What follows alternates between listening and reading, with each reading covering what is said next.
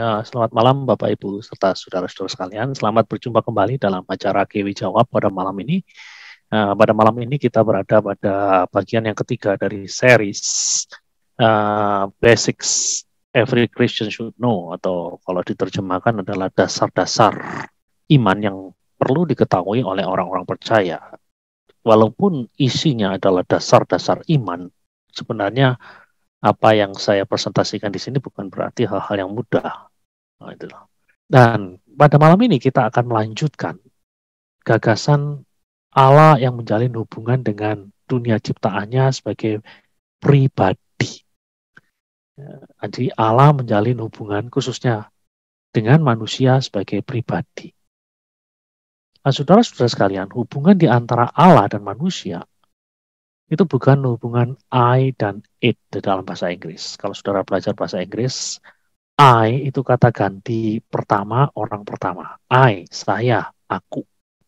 Sementara it itu kata ganti orang ketiga yang diterapkan pada benda-benda yang bukan manusia. Jadi I, it, aku, dia. Seperti hubungan saya dengan buku adalah hubungan I dan it. Hubungan saya dengan laptop yang ada di depan saya adalah hubungan I dan it. Hubungan di antara saya dan istri saya dengan Bu Deti bukanlah hubungan I, it. Tapi hubungan yang disebut dengan istilah I, thou, atau I, you. Aku, engkau. Hubungan saya dengan Anda sebagai jemaat yang saya kasihi adalah hubungan I, you, bukan I, it. Hubungan Allah dan manusia, sekali lagi, bukanlah hubungan I, it. Hubungan I, it itu hubungan yang sifatnya satu arah. Saya bisa menangisi buku saya yang kecemplung, katakanlah kecemplung di kolam, sehingga pada akhirnya rusak. Saya bisa menangisi buku saya, namun buku saya tidak bisa menangisi saya kalau katakanlah ada sesuatu hal yang kurang mengenakan terjadi di dalam diri saya. Jadi hubungan I-8 itu hubungan satu arah. Tapi hubungan IU itu hubungan yang sifatnya dua arah. Jadi saya bisa mengatakan kepada istri saya, I love you. Demikian pula istri saya bisa mengatakan, I love you kepada saya. Nah, hubungan di antara Allah dan manusia bukanlah hubungan I-8, aku dan dia dalam hal ini seperti konteks barang, bukan, tapi I dan you, aku dan engkau. Hubungan antara pribadi itu seharusnya adalah hubungan I, you, bukan I, it. Walaupun banyak di dalam hidup ini manusia-manusia menjalin hubungan dengan sesamanya sebagai I, it, bukan sebagai I, you. Nah, saudara-saudara sekalian, sekali lagi hubungan antara kita dan Allah itu hubungan I-you, bukan I-it. Allah tidak memperlakukan kita sebagai barang. Demikian pula kita tidak boleh memperlakukan Allah sebagai barang. Hubungan kita dengan dia adalah hubungan yang sifatnya timbal balik, dinamis. Dan saudara-saudara sekalian, ketika kita mengatakan bahwa Allah itu adalah pribadi, kenapa demikian? Kenapa kita mengatakan bahwa Allah itu pribadi? Kenapa kita mengatakan bahwa Allah itu person, bukan imperson? Ya, itu jawabannya ya karena kita mengalami Allah sebagai pribadi yang tidak terselami sepenuhnya. Itu nomor satu. Pribadi yang punya kehendak. Dan pribadi yang bebas. Jadi sesuatu itu disebut sebagai pribadi kalau bisa memenuhi tiga syarat ini. Yang pertama, tidak terselami sepenuhnya. Yang kedua, dia punya kehendak. Dan yang ketiga, dia bebas. Jadi kalau tiga hal ini tidak ada, maka sesuatu itu tidak bisa disebut sebagai pribadi. Nah, saudara-saudara sekalian, demikian pula dengan manusia. Manusia itu disebut sebagai pribadi karena pertama-tama manusia itu tak bisa dipahami sepenuhnya. Orang lain yang ada di hadapan kita, betapapun dekatnya, katakanlah istri Anda, katakanlah suami Anda tidak pernah tidak pernah bisa memahami sepenuhnya istri Anda atau suami Anda. Pasti ada aspek yang misterius di dalam diri dia yang tidak pernah saudara kenal. Demikian pula sebaliknya. Ada bagian di dalam diri Anda yang tidak bisa dikenal sepenuhnya, yang masih misterius bagi pasangan Anda. Dan inilah yang menjadikan seseorang itu sebagai pribadi.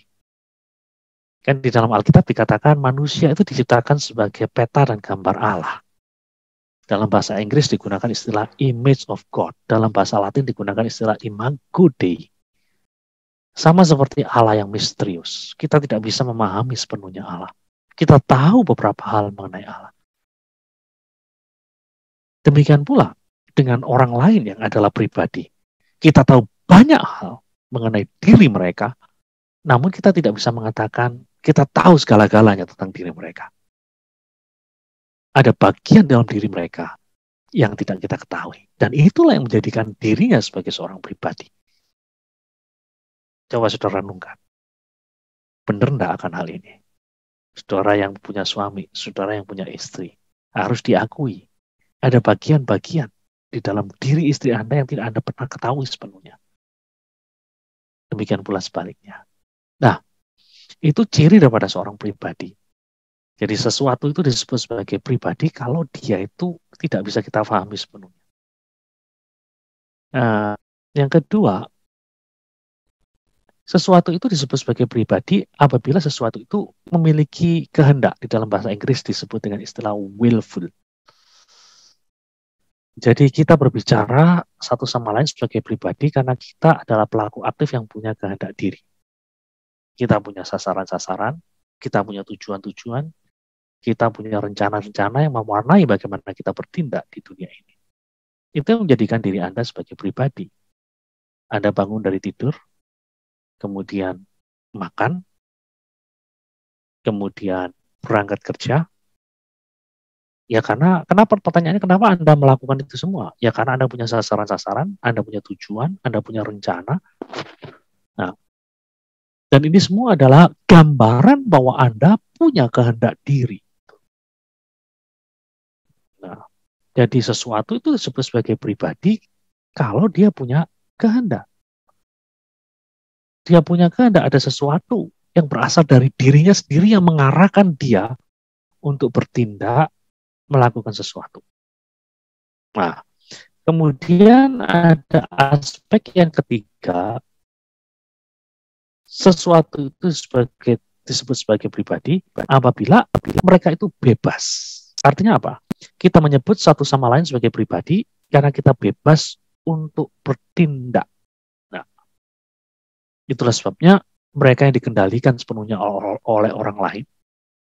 Misalkan dulu di Amerika ada aksi yang namanya aksi perbudakan. Nah, di sini orang-orang itu tidak bebas sepenuhnya. Orang-orang kulit hitam di masa yang lalu, yang kerap kali kita lihat di film-film, yang belakangan cukup banyak muncul, itu tidak bisa disebut sebagai pribadi dalam pengertian yang seutuhnya. Karena mereka itu dikendalikan sepenuhnya oleh orang lain. Nah, jadi tiga aspek inilah yang menjadikan sesuatu itu sebagai pribadi. Dia tidak bisa difahami sepenuhnya, dan kemudian dia punya kehendak, dan dia bebas. Tidak ada yang bisa mengendalikan dia sepenuhnya. Nah, demikian pula kalau kita berbicara mengenai Allah, ketika dia menjalin hubungan dengan umatnya, nah, saudara-saudara sekalian, Allah menjalin hubungan dengan umatnya sebagai pribadi yang dalam tanda kutip bisa dikenal. Yes, bisa dikenal, kita bisa mengenal. Namun pada satu sisi ada bagian dari diri Allah yang tidak bisa kita kenal. Dia tetap menjadi pribadi yang dalam tanda kutip misterius. Sebagaimana tertulis dalam Roma pasal 11 ayat 33 sampai 34. Allah berada di luar kesanggupan kita untuk memahami dia secara sempurna. Nah, selain menjalin hubungan sebagai katakanlah pribadi yang tidak bisa difahami sepenuhnya, Allah juga punya kehendak. Allah punya tujuan di dalam menciptakan dunia dan segala isinya. Sama seperti kita punya tujuan, katakanlah dalam bekerja, dalam membesarkan anak-anak kita, dalam pergi ke gereja, beribadah, melayani, kita semua punya tujuan. Demikian pula ketika Allah menciptakan alam semesta ini, ketika Allah menebus umat manusia ini dari dosa-dosanya, Allah ini punya tujuan-tujuan tertentu. Allah punya kehendak. Nah, dan inilah yang harus kita pahami. Bagaimana Allah menjalin hubungan dengan dunia sebagai pribadi. Berdasarkan 3 kategori yang telah saya jelaskan, dua di antaranya ini. Dan kita akan melihat bagian yang ketiga ini. Bebas. Nah, jadi Allah bebas menjalin hubungannya dengan dunia. Kita tidak bisa mengendalikan Allah. Itulah sebabnya kita berbicara Allah sebagai pribadi. Karena kita tidak bisa mengendalikan Allah. Nah, 3 aspek inilah yang perlu saudara pahami ketika kita berbicara mengenai bagaimana Allah menjalin hubungan dengan dunia sebagai pribadi. Allah menjalin hubungan dengan dunia sebagai pribadi dalam pengertian bahwa dia itu misterius. Kita nggak bisa kenal sebenarnya. Bahwa dia punya kehendak. Pada saat dia menciptakan dunia, pada saat dia melakukan ini, melakukan itu semuanya didorong oleh kehendak, oleh kemauan dari dirinya sendiri. Dan pada akhirnya, dia tidak bisa dikendalikan. Dia bebas untuk menjalin hubungan dengan dunia. Kita tidak bisa memperbudak Allah. Dengan mantra kita, dengan doa kita, kita tidak bisa memperbudak Allah. Kita tidak bisa mengendalikan Allah. Dan itulah keagungan daripada, katakanlah, pemahaman Kristiani mengenai Allah. Di dalam agama-agama primitif, Allah itu bisa dikendalikan. Di dalam beberapa agama Asia, yang disebut dengan ilah, itu bisa dikendalikan. Pada waktu kita berbicara mengenai Imlek, kita berbicara mengenai dewa dapur yang cukup terkenal. Dan kita melihat bagaimana orang-orang Cina itu punya, katakanlah, punya tradisi-tradisi, punya kebiasaan-kebiasaan yang intinya adalah bagaimana mereka bisa memanipulasi dewa dapur. Sehingga dewa dapur akan memberikan laporan-laporan yang indah dan manis-manis mengenai sebuah rumah tangga di hadapan yang Maha Kuasa. Nah, tetapi di dalam kekristenan tidak ada konsep seperti itu. Manusia bisa memanipulasi Allah, tidak bisa. Nah, oke, sekarang kita akan melihat bagian yang keempat. Allah yang menjalin hubungan dengan dunia sebagai Dia yang kekal. The Eternal One. Ya. Allah yang kita kenal adalah Allah yang kekal, saudara-saudara sekalian. Para teolog kerap kali mengkaitkan kekekalan Allah dengan 3 gagasan yang dikenal dengan bahasa Latin dengan istilah omni. Dalam bahasa Indonesia dikenal dengan kata maha. Biasanya kata kekal ini dikaitkan dengan 3 aspek dari kata maha ini. Maha hadir, omnipresent, maha tahu, omniscient, dan maha kuasa, omnipotent. Nah, kita akan mempelajari sih, apa sih yang dimaksud dengan Allah itu maha hadir, apa sih yang dimaksud dengan Allah itu maha tahu, apa sih yang dimaksud dengan Allah itu maha kuasa. Ya. Meskipun gampang diucapkan, 3 gagasan maha hadir, maha kuasa, maha tahu, ini sulit untuk dimengerti. Sehingga tidak heran, kerap kali disalah mengerti. Orang gagal memahami apa sih yang dimaksud dengan maha tahu, apa sih yang dimaksud dengan maha hadir, apa sih yang dimaksud dengan maha kuasa. Nah, sebelum kita membahas 3 hal itu, mari kita lihat lebih dulu gagasan kekal dari kacamata orang Yunani. Bagaimana sih orang Yunani memahami gagasan kekal itu? Filsuf Yunani itu memandang waktu sebagai ranah yang berubah-ubah. Waktu itu senantiasa berubah. Dan waktu yang senantiasa berubah ini dikontraskan oleh orang Yunani dengan kekal. Kekekalan. Waktu dan kekekalan adalah sesuatu yang kontras.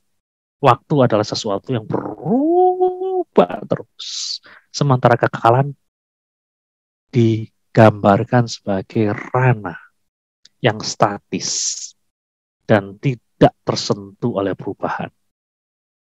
Nah, itu adalah gagasan orang-orang Yunani mengenai kekekalan. Jadi, ketika mereka mengatakan bahwa Allah itu kekal, bagi mereka Allah itu berada di luar ranah waktu dan tidak mungkin tersentuh dengan peristiwa-peristiwa yang terjadi di dalam waktu. Jadi Allah itu tidak tersentuh, Allah tidak tergerak dengan apa-apa yang ada di dalam katakanlah waktu. Kalau kita berbicara waktu, itu kita berbicara mengenai apa-apa yang terjadi di alam semesta ini. Nah, namun gagasan orang-orang Yunani yang mengenai kekekalan Allah yang bersifat statis ini tidak cocok dengan kesaksian Alkitab mengenai Allah. Betul bahwa Allah ada di luar waktu, namun Alkitab juga mengatakan bahwa Allah juga hadir di dalam waktu. Allah juga tersentuh dengan hal-hal yang terjadi di dalam waktu. Kita melihat di dalam kitab Yunus, salah satu kitab yang terkenal. Dikatakan bahwa Allah mengutus Yunus untuk memberitakan penghakiman pada kota Niniwe yang besar itu. Dan apa respon daripada orang-orang Niniwe ketika mendengar berita penghakiman itu bahwa mereka akan ditunggang balikan? Dikatakan mereka bertobat. Mereka meratap, mereka berpuasa. Dan apa yang dikatakan oleh kitab Nabi Yunus mengenai Allah? Apakah di sana digambarkan Allah sebagai pribadi yang tidak tersentuh oleh tindakan, oleh respon dari orang-orang Niniwe? Enggak. Yang kita lihat di dalam kitab Nabi Yunus adalah Allah yang tergerak oleh belas kasihan. Jadi ada respon, dan respon itu menggerakkan Allah untuk bertindak. Dan tindakan Allah bukanlah penghakiman, melainkan penyelamatan, kasih karunia, mercy kepada orang-orang Niniwe. Jadi kita melihat konsep Allah yang statis itu tidak sesuai dengan kesaksian Alkitab mengenai Allah. Allah yang digambarkan di dalam Alkitab adalah Allah yang melihat, Allah yang mengenal, Allah yang peduli, Allah yang memberikan tanggapan terhadap permasalahan yang dihadapi ciptaannya. Nah, Allah Alkitab adalah Allah yang tak tersentuh oleh waktu, namun demikian ia setia hadir di dalam lorong waktu. Menarik ya. Dia tidak tersentuh oleh waktu, dia berada di luar waktu, namun pada saat yang sama, dia setia hadir di dalam lorong waktu. Dia jauh, tak tersentuh, namun dia cukup dekat. Itulah sebabnya engkau berdoa. Itulah sebabnya engkau bicara sama dia.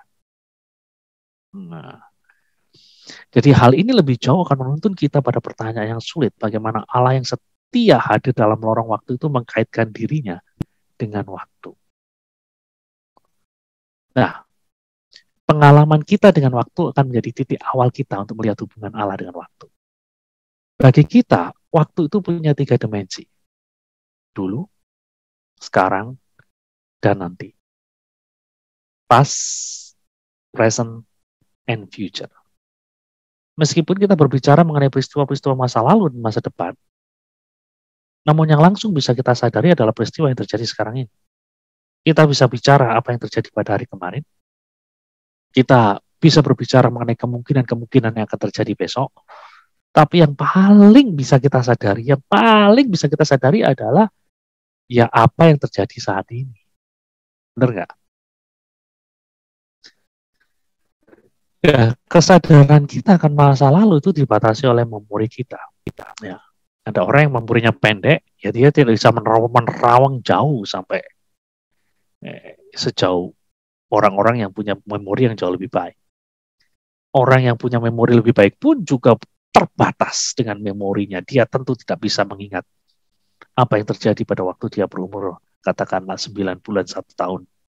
Nah, ini. Dan koneksi kita dengan masa depan adalah kesanggupan kita untuk mengantisipasi peristiwa-peristiwa. Jadi, kesadaran kita akan masa lalu dibatasi oleh memori, dan koneksi kita dengan masa depan itu terkait dengan kesanggupan kita untuk mengantisipasi peristiwa-peristiwa. Nah, namun yang langsung ada di hadapan kita ya masa sekarang ini, present time ini, itu yang paling kita sadari. Saya yakin hari ini saudara semua yang ada di ruang Zoom ini sadar bahwa Anda sedang mengikuti GW Jawab, bukan sedang mengikuti acara yang lain. Nah, pengalaman kita dengan kesadaran langsung dengan masa kini memberikan pada kita sedikit gambaran yang terbatas mengenai kekekalan. Nah, saudara-saudara sekalian, pengalaman kita dengan dunia ini menjadi semacam jendela untuk melihat hubungan Allah dengan semua proses di alam semesta ini. Oke. Jadi kita akan melihat konsep Allah Maha Hadir, Allah Maha Tahu dengan menggunakan sebuah analogi. Pernahkah Anda melihat karnaval 17-an yang dihadiri oleh ribuan orang sehingga jalan sulit untuk Anda akses secara bebas, bahkan untuk menemukan tempat berdiri aja susah? Pernah nggak? Jadi ketika karnaval mulai berjalan, Anda tidak bisa melihat secara serentak semua peserta karnaval yang panjangnya 1 kilometer. Yang bisa lihat dalam satu tarikan nafas Anda adalah sebuah pandangan yang terbatas. Nah, seperti ini. Ini adalah karnaval. Dan ketika Anda melihat, mata Anda itu hanya melihat sebatas, katakanlah, sebatas pandangan tertentu. Ya segini aja. Anda tidak bisa melihat di sini, Anda tidak bisa melihat di sini. Nah, namun 30 menit setelah karnaval berlangsung, katakanlah, ada seorang teman mengajak Anda naik dalam balon udara yang tengah berada di ketinggian 500 meter dari tanah. Anda menyambut baik ajakan tersebut, dan kini setelah berada di ketinggian tersebut, Anda dapat melihat seluruh peserta karnaval yang panjangnya 1 kilometer dalam satu tarikan nafas. Jadi bayangkan Anda naik balon ini, dan dari balon ini Anda bisa melihat segala sesuatu yang ada di bawah. Awal, atau katakanlah bagian awal dari karnaval sampai bagian akhir daripada karnaval Anda bisa lihat. Karena sudut pandang Anda, karena lapang pandang Anda jauh lebih besar ketimbang ketika Anda berada di sini.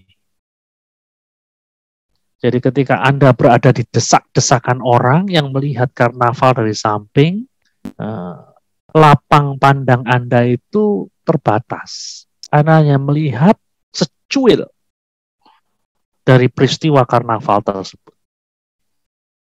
Anda tidak tahu apa yang terjadi di sini. Anda tidak tahu apa yang terjadi di sini. Karena Anda tidak hadir di sini. Anda tidak hadir di sini.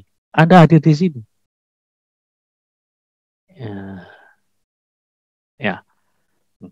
Lain masalahnya kalau kita naik ke sini. Nah, Anda tahu apa yang ada di sini. Anda tahu apa yang ada di sini karena dalam tanda kutip Anda sebenarnya hadir di sini, di sini, di sini, di sini, di sini. Jadi Anda tahu semuanya.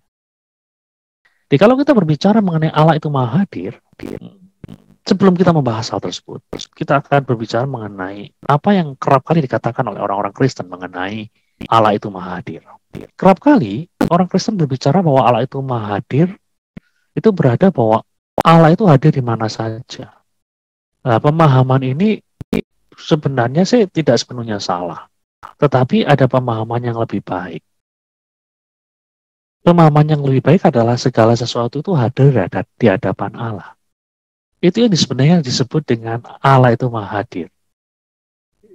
Jadi seperti tontonan karnaval itu, segala sesuatu itu hadir di hadapan maha hadir itu. Mereka mengatakan Allah berada di mana saja.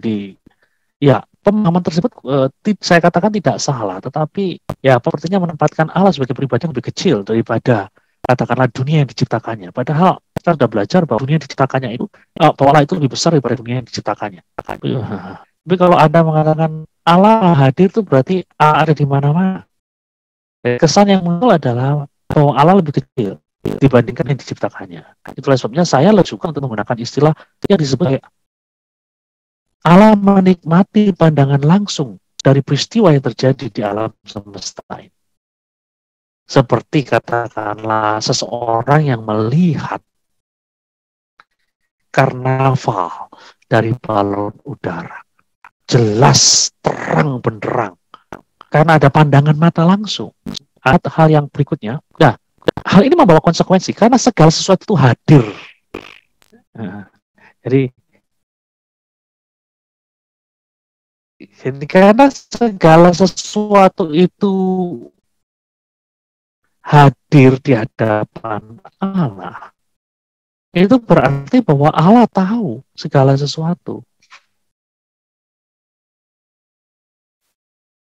Ya, Allah berarti sekali lagi karena segala sesuatu hadir di hadapan Allah berarti Allah tahu segala sesuatu. Ya, sekali lagi bila segala sesuatu itu hadir di hadapan Allah, maka Allah mengetahui secara sempurna apa saja yang terjadi di dalam dunia ciptaan.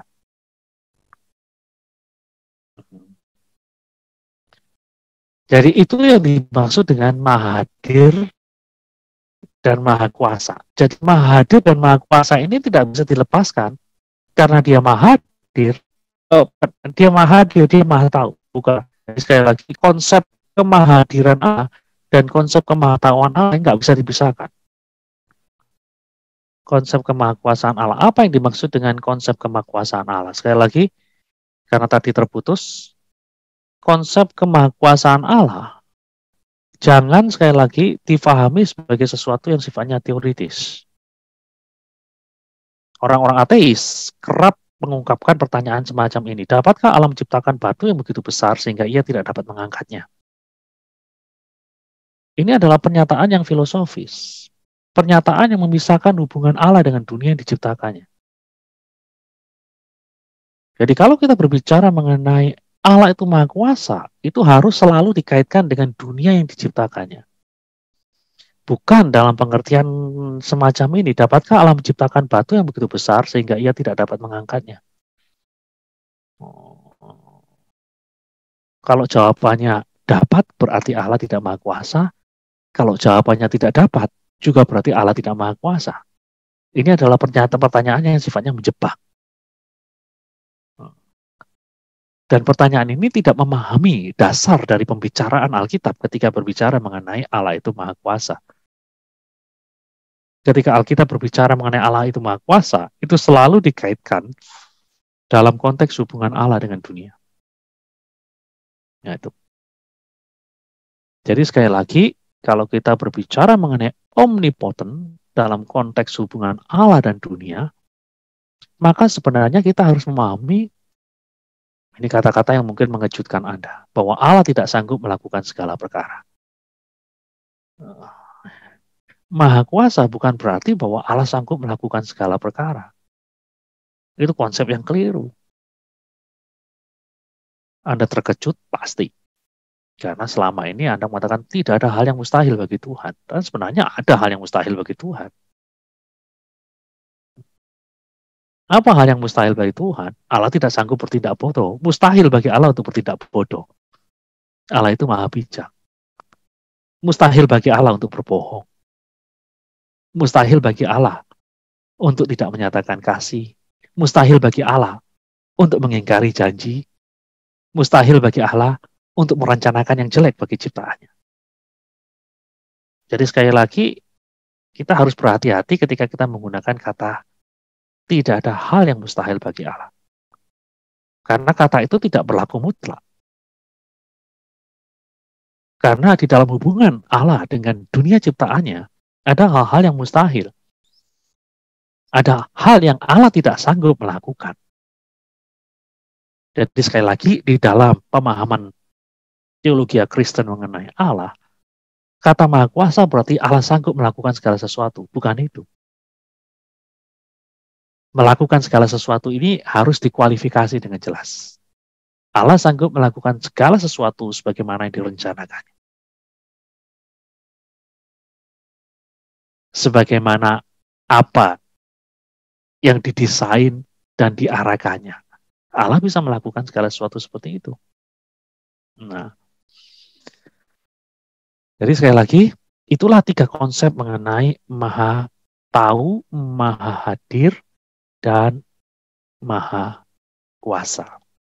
Implikasi praktisnya, pengenalan kita akan kekekalan Allah menyajikan fondasi yang kokoh bagi iman kita. Karena Allah itu Maha Tahu, omniscience, kita yakin bahwa Ia tahu apa yang terbaik untuk hidup kita. Jadi kalau hari-hari ini kita sedang mengalami hal-hal yang membuat kita down, hal-hal yang membuat kita kecewa, hal-hal yang membuat kita merasa betul-betul terbanting di dalam kehidupan ini. Karena kita tahu persis bahwa Allah itu Maha Tahu, kita yakin bahwa Ia tahu apa yang terbaik bagi kita. Terlepas dari situasi yang hari ini, situasi sulit yang hari ini kita hadapi.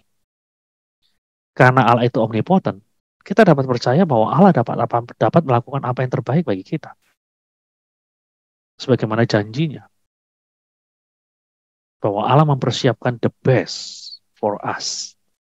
Yang terbaik bagi kita. Karena Dia Maha Kuasa, Dia sanggup untuk melakukan apa yang the best bagi kita. Karena Allah itu omnipresent, Allah itu hadir di mana-mana, Maha hadir, kita bisa mempercayakan setiap saat dari hidup kita. Setiap saat dari hidup kita karena kita tahu bahwa Dia mendampingi kita dari awal hingga akhir hidup kita di dunia ini. Nah, 3 gagasan ini adalah gagasan yang luar biasa. Saudara bisa melihat pengakuan yang luar biasa mengenai kemahakuasaan Allah, kemahatauan Allah, kemahadiran Allah di dalam Mazmur 139. Mazmur yang cukup termasyhur itu, yang ditulis oleh Daud. Ya. Dan mengenal Allah yang kekal memimpin kita pada doa yang berani dan tindakan yang mantap dan penuh keyakinan. Karena kita tahu bahwa Allah itu Maha Tahu, Allah itu Maha Hadir, Allah itu Maha Kuasa, kita itu berdoa dengan keberanian. Berdoanya bukan berdoa yang ya setengah hati, bisa enggak ya, bisa enggak ya, bisa enggak ya. Kalau kita yakin bahwa Allah itu merencanakan yang terbaik bagi kita, dan pasti bisa melakukannya oleh karena Dia Maha Kuasa, maka kita seharusnya berdoa dengan berani. Dan kalau diminta Tuhan untuk bertindak, kita bertindak dengan mantap dan penuh keyakinan. Karena kita tahu bahwa kita pasti diperlengkapi, bahwa pasti kita dipimpin, bahwa kita diberdayakan untuk menuntaskan tugas itu. Allah yang setia hadir dalam ruang dan waktu mengundang kita untuk bekerja sama dengannya, menyempurnakan program ilahi bagi sejarah melalui doa dan tindakan yang penuh ketaatan. Doa kita itu ada maknanya bagi Allah. Tindakan kita juga ada maknanya bagi Allah. Allah mengajak kita untuk menjadi rekan kerjanya, untuk menyempurnakan rencananya yang indah atas alam semesta ini. Ya. Kemudian kita akan melihat Allah yang menjalin relasi dengan dunia sebagai pribadi yang baik. Akhirnya, Allah yang kekal, yang kita kenal juga sepenuhnya baik di dalam semua yang diperbuatnya, itu juga kita kenal sebagai Allah yang kudus dan Allah yang berbela rasa. Allah yang kudus dan Allah yang berbela rasa. Jadi Allah yang menjalin relasi dengan dunia sebagai pribadi yang baik. Nah, ada dua aspek dari kebaikan Allah yang akan kita explore di sini, yaitu Allah itu kudus dan Allah itu berbela rasa atau compassionate. Ya, Allah itu kudus. Kalau kita berbicara kudus, kata itu berarti bisa sesuatu yang lain, sesuatu yang berbeda. Contohnya, kalau kita berbicara mengenai perjamuan kudus. Kenapa disebut perjamuan kudus? Karena itu sesuatu yang berbeda dengan perjamuan di warung Tegal. Oh, yang berbeda dengan perjamuan di restoran, beda, karena itu kudus, sesuatu yang berbeda, sesuatu yang transcendence, sesuatu yang lain daripada yang lain. Kata kudus juga bisa berarti sesuatu yang unik. Nah, itu. Jadi sekali lagi, sesuatu, kalau kita mengatakan Allah itu kudus dalam pengertian yang pertama, sesuatu yang lain, Allah itu berbeda dari ciptaannya. Ia berada di atas segala ciptaannya. Tidak ada yang seperti dia. Nah, ini kita akan melihat hal yang kedua. Unik. Unik berarti tidak ada yang seperti Allah. Seperti kata lagu. Tidak ada yang seperti engkau. Tidak ada yang seperti engkau. Karena dia unik. Nah, namun Allah yang kudus itu juga berbicara mengenai kesempurnaan dari karakter Allah. Kudus di dalam Alkitab bukan hanya berarti lain, bukan berarti unik. Kudus berarti bahwa Allah itu sempurna secara moral dan adil. Kalau dikatakan Allah itu kudus, berarti Allah itu sempurna moral dan Allah itu adil. Selalu mencari dan mengusahakan kebenaran moral dan keadilan. Dan suatu hari nanti kita sebagai manusia akan dihakimi dan itu. Ini aspek yang pertama dari kebaikan Allah. Allah itu kudus. Allah itu juga sebagai Allah yang berbela rasa. Allah artinya apa? Bahwa Allah itu penuh kasih karunia dan panjang sabar. Dia bukan saja penuh kasih karunia dan panjang sabar kepada umatnya.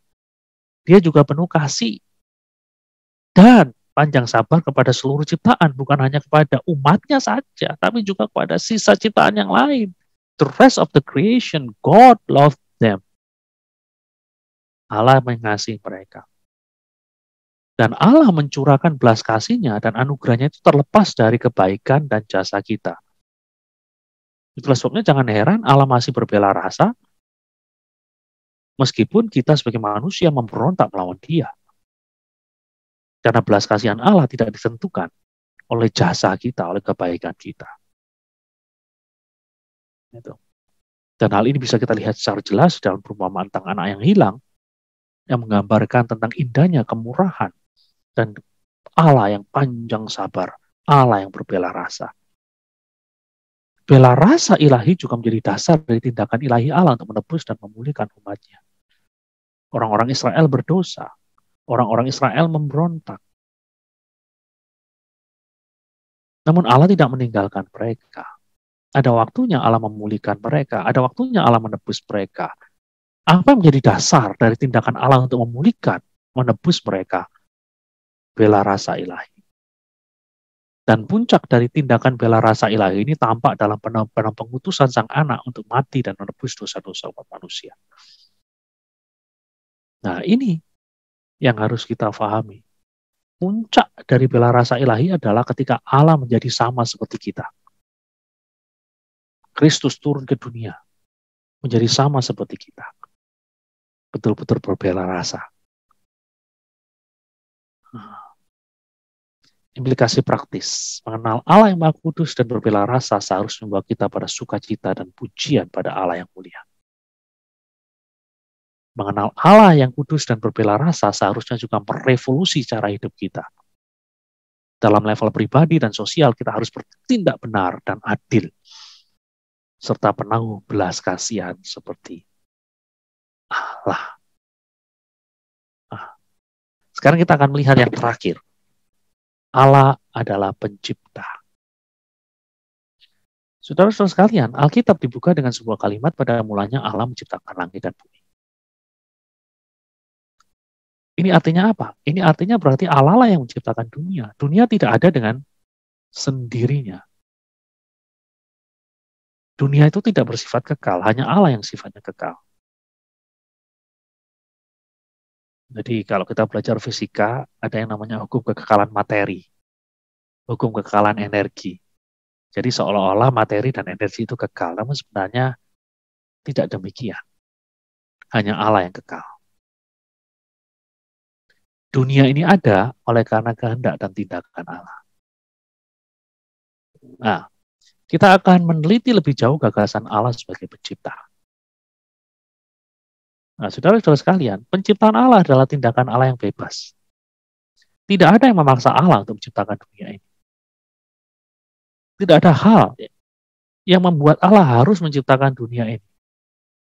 Allah itu tidak kekurangan apa-apa, bahkan ketika dunia ini tidak ada. Allah tidak kekurangan kasih, karena dia adalah kasih. Jadi Allah menciptakan dunia ini oleh karena apa?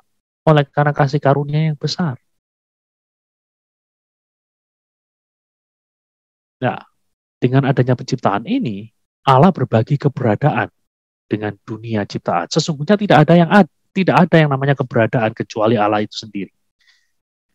Namun dengan terciptanya dunia, Allah berbagi, sharing existence istilahnya, dengan dunia yang ada ini. Sebenarnya Anda dan saya tidak ada, dan tidak perlu ada. Tapi oleh karena kasih karunia Allah, Anda dan saya ada.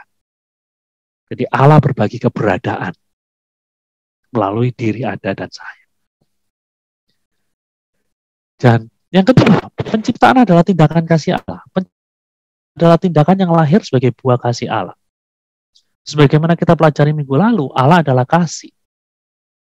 Sebelum ada apa-apa, di dalam kekekalan ada kasih yang terjalin dan dimanifestasikan oleh Bapa, Anak, dan Roh Kudus. Itulah sebabnya konsep orang Kristen mengenai Allah itu, kasih itu sangat powerful sekali.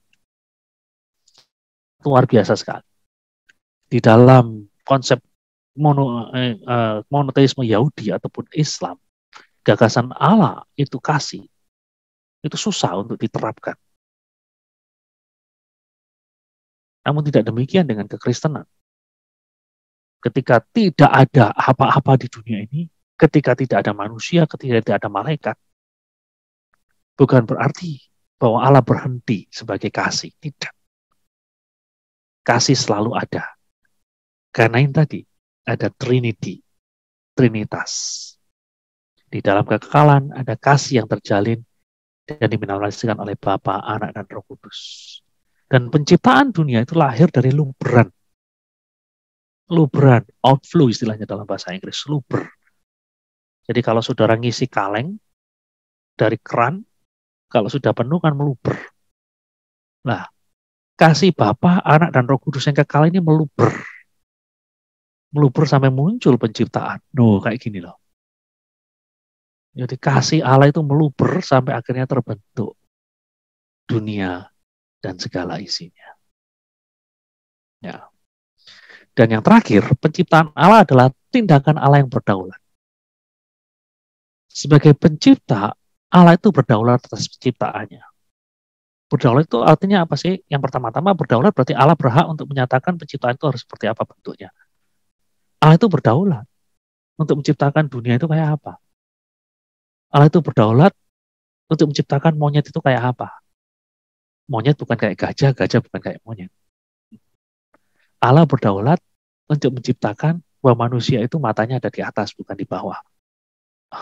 Itu. Namun sekali lagi harus difahami kedaulatan Allah bukan berarti sama dengan kesewenang-wenangan Allah. Jangan difahami, Allah itu berhak melakukan apa saja, dia Allah. Allah berhak menyatakan apa saja, karena dia Allah, betul. Gitu. Namun pada saat yang sama, kedaulatan Allah itu tidak boleh dipisahkan dengan karakter Allah yang lain. Kedaulatan Allah itu selalu sejalan, selaras dengan karakter-karakter Allah yang lain. Semacam Allah itu Maha Kasih, Maha Baik, Maha Kudus, dan sebagainya. Tidak bisa dipisahkan. Begitu dipisahkan, amburadul, buyar. Nah, itu berarti dalam semua yang diperbuatnya dapat disimpulkan Allah merencanakan dan mengusahakan yang terbaik bagi ciptaannya. Bukankah hal ini adalah suatu hal yang indah, saudara-saudara sekalian? Plus sebabnya saya menolak gagasan predestinasi. Di dalam keyakinan beberapa orang Kristen, ada yang menyatakan bahwa Allah menetapkan sebagian orang untuk diselamatkan dan sebagian orang untuk tidak diselamatkan. Tidak diselamatkan, kalau dalam bahasa kasarnya, dan Allah menciptakan mereka untuk jadi bahan bakar api neraka gitu. Was, kalau dikatakan, kenapa begitu? Nah, itu kedaulatan Allah. Tapi saya mengatakan, betul Allah itu berdaulat, tapi jangan lupa bahwa kedaulatan Allah itu tidak pernah dipisahkan dari karakter Allah yang lain, yaitu Maha Kasih, Maha Adil, Maha Kudus. Nah, kalau Allah menciptakan sebagian orang untuk diselamatkan, sebagian orang untuk dibinasakan, bukankah hal ini berlawanan dengan konsep Maha Adil, Maha Kasih? Nah, saya pikir untuk sementara itu saja. Saya harap saudara-saudara sekalian bisa menangkap, kalaupun tidak menangkap semua, yang menangkap sebagian, karena ini konsep yang sebenarnya sulit. Sekali lagi, kalau kita berbicara mengenai bagian yang tersulit dalam teologi adalah mengenai Allah. Bagian-bagian yang lain jauh lebih mudah. Oke,